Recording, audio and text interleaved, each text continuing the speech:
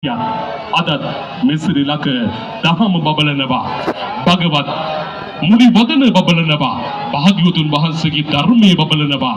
ආශ්චර්යයක්මයි ආශ්චර්යයක්මයි ඒ සග චීවරයේ බබලනවා ඒ ත්‍රිවිධ රත්නයේ කෙරෙහි ගම මේ ක්‍රීඩාංගන පරිශ්‍රය අද දහස් ගණන් පිරිස රැඳෙන දහස් ගණන් පිරිස ධර්මයේ අහන පන්සලක් වගේ සම්බුදු දහම මතු කොට දක්වන්නට ජීවිතයේ ලද පුණ්‍ය ලාභයෙන්ම සංසාරේ කළ පින්නක මහිමෙන් ලද ලාභයෙන් සේව ධම් සභාවට වඩින මොහොතේ තමන්ගේ ජීවිතයේ භද්‍ර යෞවනය සම්බුදු දහමට භාග්‍යවතුන් වහන්සේගේ සම්බුද්ධ ශාසනයට පූජා කරමින්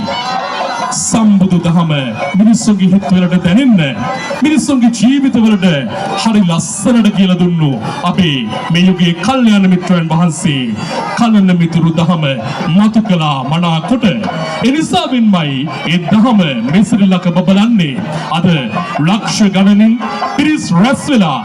බණ අහනවා